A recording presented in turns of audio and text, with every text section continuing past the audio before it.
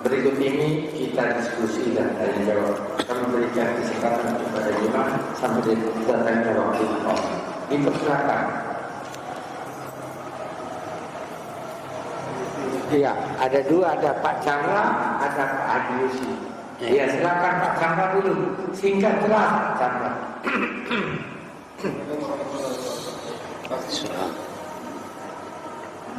Bagi kalimat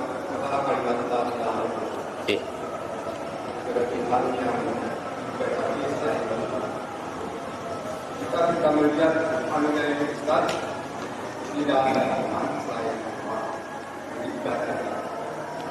Berarti ada Tuhan yang lain. Iya. Apa syarat-syarat Tuhan yang benar? Iya. Iya, terima kasih. Pak Haji, silakan. Ada hadis yang kami terima. Barang siapa yang mengucapkan la ilaha illallah dan mengenal aku masukkan surga. Apa yang mengucapkan la ilaha illallah sebelum mamat sudah meninggal. Apa usaha-usaha umat itu biar kita umat bisa mengucapkan la ilaha illallah tersebut Ustaz. Penjelasan Wassalamualaikum. Salam. Ya, ini doa itu Ustaz. Silakan. Iya. Oh iya, silakan Pak. Salam. Kalau kita selesai sholat maghrib, kita berdua memiliki masjid, ketika untuk menjadi ceramah, membaca Quran atau mungkin hanya ngobrol sama rumah, sampai datangnya Isya, kita mendapat kebaikan yaitu itu bagaimana kita sholat. Iya. Bagaimana hadisnya itu dan apakah anak dengan itu misalnya seseorang habis sholat dohor atau asar kita menunggu maghrib itu juga mendapat kebaikan. Iya. Iya. Ya, cukup banyak pertanyaan. Mudah-mudahan bisa dijawab sampai. Bismillah, alhamdulillah, wassalatu wassalamu ala rasulihi wa ala alihi wa sahbihi wa mawalah wa ba'du. Tadi Pak Motif sempat menitipkan satu pertanyaan tentang materi yang pada pertemuan terakhir. Kalau pertemuan kemarin saya mohon maaf memang di luar daerah. Tapi sebelumnya materi tentang kesaksian Muslim terhadap jenazah Muslim yang lain. Saya bawakan dua hadis yang di Riyadhus Shalihin, yaitu tentang Rasulullah SAW yang memuji satu jenazah yang lewat di hadapan beliau. Kemudian beliau bersabda wajabat. Para sahabat memuji jenazah tersebut. Kemudian beliau SAW berkata atau bersabda wajabat. Ditanya wajabat apa? Wajabat lahul jannah. Wajib dapat surga karena kalian memuji kebaikan untuk dia. Ada jenazah yang lain dikata-katai sebagai jenazah yang buruk. Rasulullah SAW juga bersabda wajabat. Dia wajib dapat neraka karena memang terkenal orang yang buruk. Jemaah pengajian rahimani wa rahimakumullah, bagaimana dengan persaksian habis sholat jenazah? Habis sholat jenazah itu biasanya ada kadang imam berkata ishadu lahu bil khair, persaksikan dia bahwasanya jenazah ini adalah orang baik. Kemudian jemaah berkata khair khair khair, seperti itu, baik baik baik ya. Jemaah pengajian rahimani wa rahimakumullah, yang pertama, tidak ada satu hadis pun yang menyebutkan Rasulullah SAW pernah melakukan demikian dalam sholat jenazah. Beliau hanya menyebutkan wajabat ketika jenazah itu lewat dan dipuji kebaikan oleh sebagian para sahabat. Kemudian jemaah pengajian rahimani wa rahimakumullah, apakah semua jemaah yang mengucapkan khair itu tahu artinya ishadu lahu bil khair itu? Kemudian mereka menjawab khair khair atau hanya sekedar ikut saja?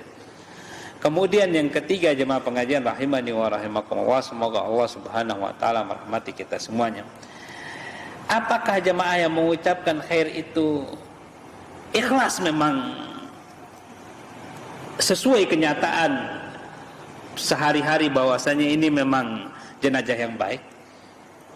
Jadi ada 3 pertanyaan yang harus kita jawab, walaupun memang kita tidak memungkiri sebagian para ulama atau sebagian orang mengambil hadis ini sebagai dasar untuk melakukan persaksian tersebut. Yang sebenarnya mohon maaf memang agak sedikit berbeda kasusnya. Jemaah pengajian rahimani wa rahimakumullah, semoga Allah Subhanahu wa taala merahmati kita semuanya. Kalau saya memilih pendapat, lebih baik kita mengikuti tata cara yang memang sudah dipraktekkan oleh Rasulullah SAW. Kalau kita mau memuji, mari kita memuji dari hati kita. Kalau memang jenazahnya baik, kita puji baik saja. Orang baik misalnya, seperti misalnya saya pernah mengimami jenazah di sini, saya puji jenazahnya dengan kebaikan. Sebagian ada yang barangkali sepakat, sebagian barangkali tidak sepakat, tidak masalah. Yang penting ada yang memuji, selesai. Dan saya yakin anak-anaknya juga akan memuji orang tuanya yang selama ini melakukan kebaikan kepadanya. Kecuali memang orang itu orang buruk sekali, orang kafir, tidak ada yang mau memuji. Jadi tidak perlu semua jemaah yang memuji, cukup 1-2 orang selesai. Wajib dapat surga kalau demikian. Ya wallahu ta'ala. Kemudian jemaah pengajian rahimani wa rahimakumullah, pertanyaan tentang syarat-syarat. Jadi kalimat la ilaha illallah, tidak ada Tuhan atau sesembahan yang disembah dengan benar kecuali Allah Subhanahu wa ta'ala. Jadi sesembahan-sesembahan ini banyak di muka bumi ini. Allah Subhanahu wa ta'ala sendiri menyebutkan demikian. Sesembahan itu banyak. Dzalika bi anna Allaha huwal haqqu wa anna ma yad'una min dunihi huwal batil. Yang demikian itu karena Allah Subhanahu wa ta'ala dialah yang maha hak, yang maha benar. Dan apa yang mereka seru, yang mereka sembah selain dia adalah batil. Jadi Allah menyebutkan banyak sesembahan ini, tapi batil-batil semuanya. Yang betul, yang hak itu hanya Allah Subhanahu wa ta'ala. Karena hanya Allah Subhanahu wa ta'ala yang memenuhi syarat untuk menjadi Tuhan sesembahan. Karena tidak ada, yang pertama syaratnya itu maha kuasa dalam segala sesuatu. Tidak ada yang mengalahkannya. Itu yang paling pertama. Maha kuasa melakukan segala sesuatu yang dia inginkan. Menciptakan segala sesuatu. Mengurus hamba-hambanya. Dari semenjak bangun tidur sampai bangun kembali. Tidak ada 1 detik pun kecuali Allah Subhanahu wa ta'ala yang mengurusnya. Menentukan takdir-takdir hamba-hambanya. Detail. Dan tidak ada yang memenuhi syarat seperti ini kecuali Allah Subhanahu wa ta'ala yang mengabarkannya di dalam Al-Quran. Kemudian yang berikutnya tentang mengucapkan kalimat la ilaha illallah.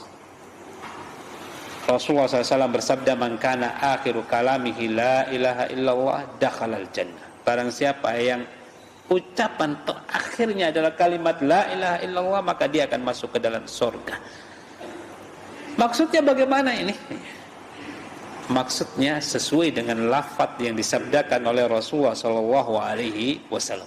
Mengucapkan, jemaah pengajian rahimani wa rahimakumullah, bukan hanya sekedar mengucapkan, tapi mengimaninya. Ucapan dengan penuh keimanan itu yang dibutuhkan di akhir hayat kita. Kalau kita jemaah pengajian rahimani wa rahimakumullah, mohon maaf, kurang dalam mempraktekkan kalimat ini dalam kehidupan sehari-hari, penuh dengan kesyirikan barangkali, waliyaudzubillah, atau barangkali jemaah pengajian rahimani wa rahimakumullah, kalimat ini la ilaha illallah ini terkotori dengan keyakinan-keyakinan yang salah, dengan sesembahan-sesembahan selain Allah Subhanahu wa ta'ala. Ini tidak mengucapkan dengan benar yang seperti ini.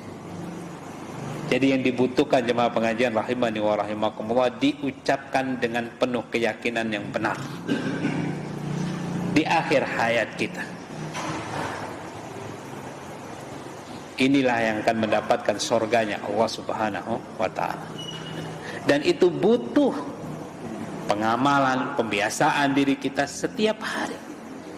supaya kalimat ini tidak terkotori dalam hati kita semua, supaya bersih, cemerlang. Keimanan terhadap kalimat ini betul-betul kuat. Ini yang dibutuhkan di akhir hayat kita. Dan jangan kira jemaah pengajian rahimani wa rahimakumullah, syaitan tidak akan mengganggu kita di akhir hayat kita. Tidak. Dia akan datang untuk mengganggu kita di akhir hayat kita, untuk membuat kita tidak bisa mengucapkannya dengan penuh keimanan kalimat ini di akhir hayat kita. Tapi kalau kita orang yang kokoh, teguh dari awal kehidupan kita, betul-betul penuh keimanan, tidak mengotori kalimat ini dengan kesyirikan, insya Allah kita akan mengucapkannya dengan penuh keimanan di akhir hayat kita. Dan itu semoga Allah memberikan kita semua ini hidayah untuk melakukannya. Kemudian tentang keutamaan berdiam diri di masjid.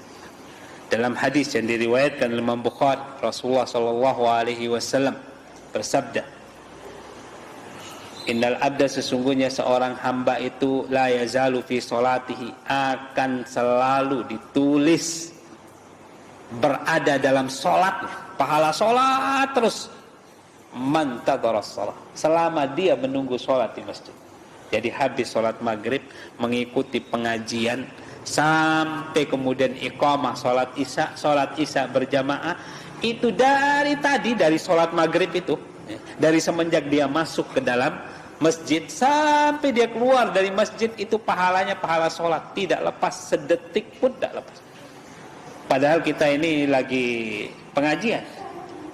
Ya kadang-kadang yang namanya pengajian, ya kadang-kadang juga bicara ke kiri kanan, kadang-kadang juga memperhatikan yang lain, tapi tetap dianggap dalam sholat. Nah bagaimana misalnya kalau bukan pengajian, tetap dianggap dalam sholat selama niat kita berada di masjid menunggu waktu sholat berikutnya. Entah dengan zikir barangkali, entah barangkali dengan bicara kebaikan, kecuali memang isinya bicara keburukan. Kalau bicara keburukan dilarang di masjid. Masjid ini tempat kita berbicara kebaikan, tempat kita beribadah kepada Allah Subhanahu wa taala, bukan tempat kita bicara masalah duniawi dan sebagainya. Sehingga jualan di masjid dilarang. Di dalam masjid jualan dilarang. Kita hatta mengumumkan barang hilang juga dilarang. Jadi kita bicara kebaikan-kebaikan saja. Nah, kalau kita memenuhi syarat yang demikian, tidak melakukan larangan-larangan di masjid, maka kita akan terhitung sebagai orang yang sedang berada dalam sholat, dengan syarat tujuannya berada di masjid bukan untuk menemani teman saja, bukan hanya sekedar untuk menghabiskan waktu, tidak, tapi tujuannya menunggu sholat yang berikutnya. Demikian jemaah pengajian rahimani wa rahimakumullah. Semoga apa yang kita kaji pada malam hari ini memberikan hidayah kepada kita semua untuk selalu melakukan kebaikan-kebaikan, sehingga kita semua mendapat pahala yang banyak di sisi Allah Subhanahu wa taala kelak, dan semoga kita semua dipertemukan di surganya. Wa akhiru da'wan alhamdulillahirabbil alamin. Subhanakallahumma rabbana wa bihamdika asyhadu an la ilaha illa anta astaghfiruka wa atubu ilaik. Wassalamualaikum warahmatullahi wabarakatuh.